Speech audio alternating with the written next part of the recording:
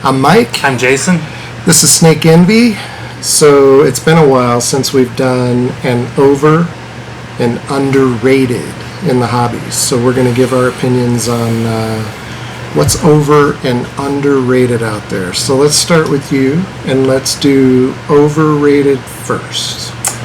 Overrated. For me, I'm going to say Morph Market's overrated. Whoa. Dun, dun, dun. Can you say that? Might get sued. I say that because... And to be clear, you're on Morph Market. I am on Morph Market. I just barely renewed my account 3 days ago. 2 days ago.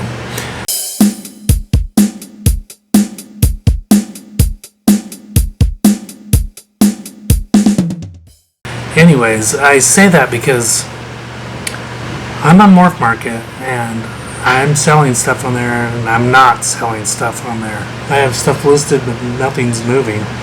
Some of that's, my own fault too, just to be clear, with my busy schedule. But I say that is because it's so saturated that you're not seen. It's hard to be seen and noticed, and it's competition against competition, and it's pretty cutthroat on there.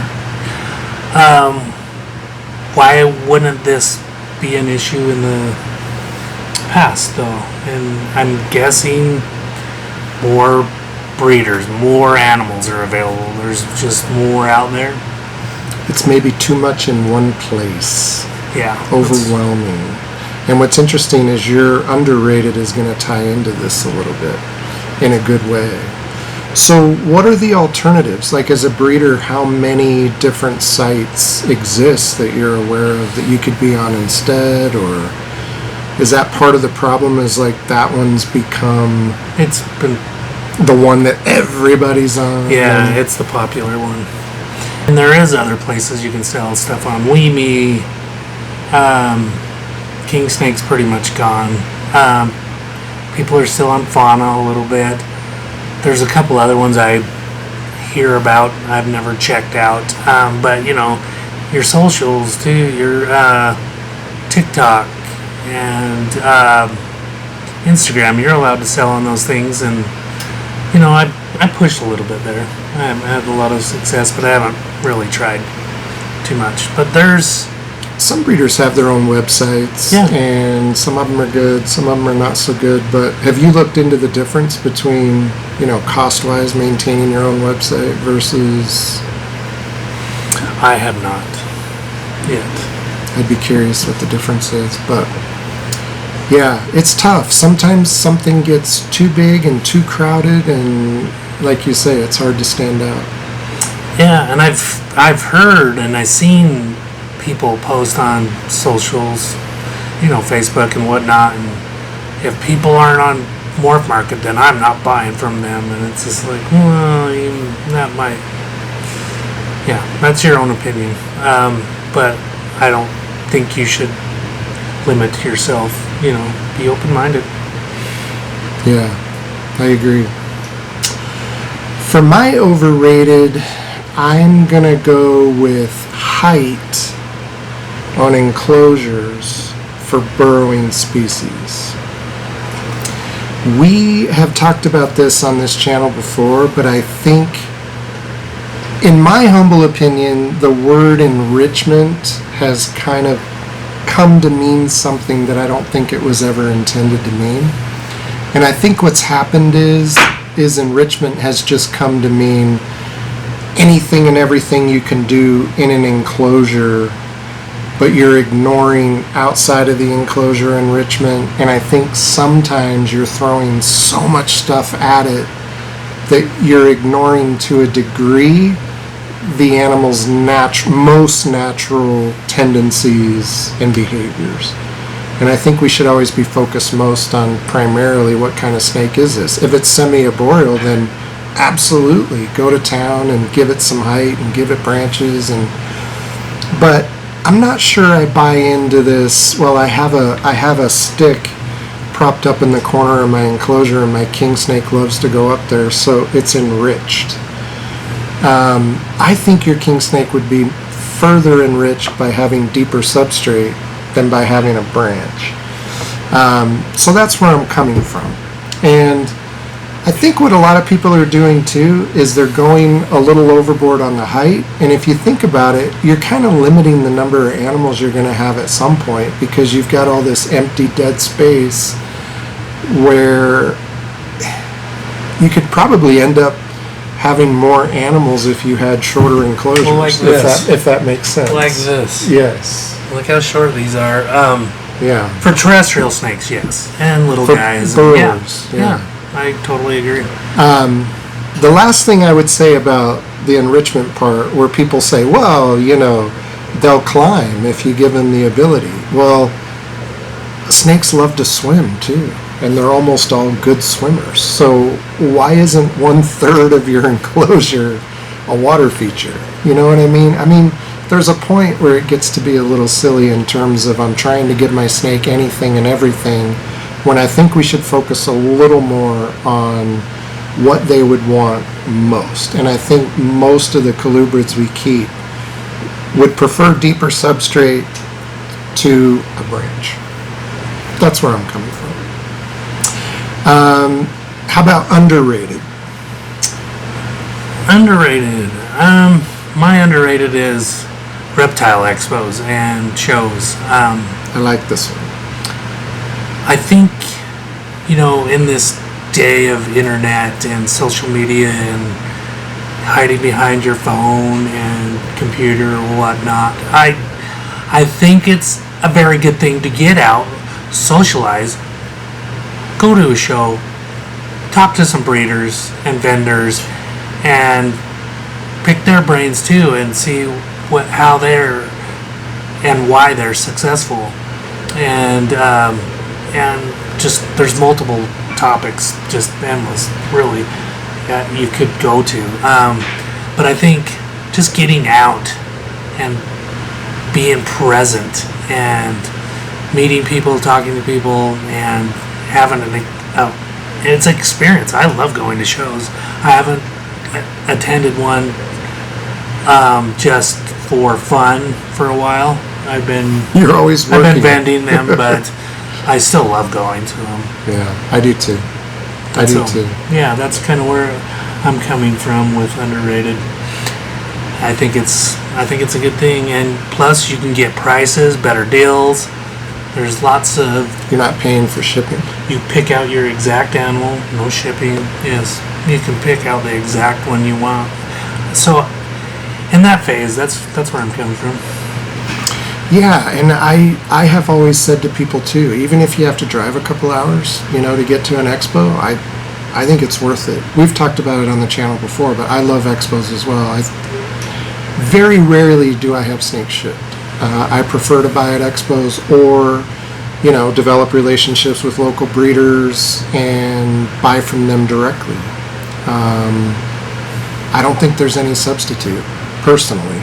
But I agree, these days people are more and more comfortable with buying them sight unseen and having them shipped. I personally don't prefer that. I prefer to go to expos and buy in person. Yeah, definitely pros and cons with both, but yeah.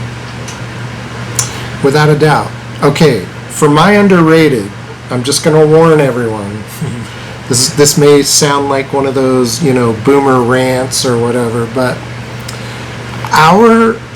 our philosophy on this channel has always been that there are multiple good ways to do things. And so we are very rarely going to be critical of how somebody keeps snakes as long as it's not, you know, negligent or, you know. So we're pretty open-minded, and usually when I hear somebody describe their reasoning for keeping snakes the way they do, I may disagree, and I may feel like, okay, I wouldn't do that, but hey, more power to you. But there are times, you know, on social media, I hear things and I see these conversations, and again, this just may be that we're old guys, I'm an old guy, but sometimes I can't even wrap my head around the logic and the way of thinking And I think one of our other guiding principles is common sense. I mean, as long as something makes sense, okay. But increasingly, I'm seeing things online where I go, this makes no sense. I don't even understand where the thought process is. So I say all that in order to tell you that my underrated, and this is going to sound strange because it's probably the most popular substrate of all still, but my underrated today is aspen substrate. Why would that be?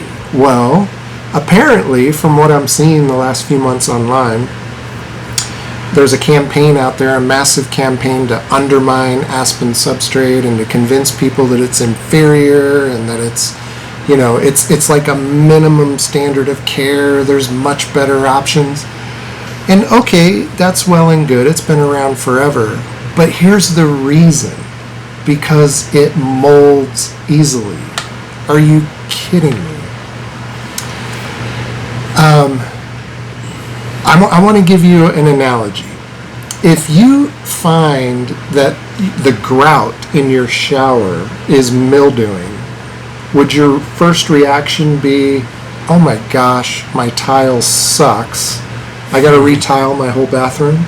Or would your first reaction be, I need to open a window when I shower, or turn on my exhaust fan, my bathroom is not well ventilated?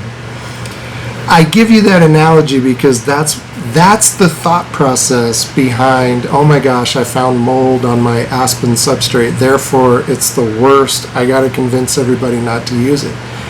No.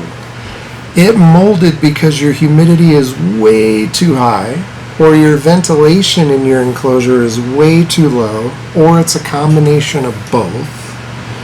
And that could happen on any substrate under those conditions. Right. It's not unique to aspen. And like, I think about it, and like, I've been using aspen for 28 years. Have I seen it moldy? Yeah. And it's usually from water bowls getting tipped over multiple times and time every week. You know, you got a snake that just wants to tip that over. But that's when it's time to change that aspen. If it gets any mold on it, you change that out. And I don't know, like, I'm here in Utah where it's super dry. We're one of the driest climates in the States. Lowest humidity levels. I don't know if back east it's more problematic or not. I don't know. I would think ventilation would cure all that, but... Yeah, And again, I know I sound like a broken record on humidity because I've talked about humidity on this channel before. I think most snakes in this hobby are being kept in way too humid conditions for a variety of reasons. But your thinking should be, is my humidity too high? Is my ventilation too low? Not, hey everybody, aspen is terrible, don't use it. And I say that as somebody who doesn't use aspen. I have my other reasons for preferring other substrates to aspen that have nothing to do with mold. But I would ask you guys to think about one thing. If the conditions in your enclosure are humid enough over a period of days or weeks that it's causing your substrate to mold, imagine what else is festering in there. And imagine the air that your snake is breathing. Yeah, that's the part that bugs me. Yes. The issue is not that you had some substrate mold. The issue is that your environment is probably festering all kinds of bad things. Bacteria, mildews, molds. So I know it sounds strange to say it, but I think right now, here and now, aspen substrate is getting a bad rap, and it's underrated at the moment, and it shouldn't be. It's a great all-purpose substrate for most species. Yeah, and it's very inexpensive. Yeah, I can see, like, it's not perfect. You know, the snake might be eating a rodent and ingest a piece or two, and I'm sure it happens every week in this country.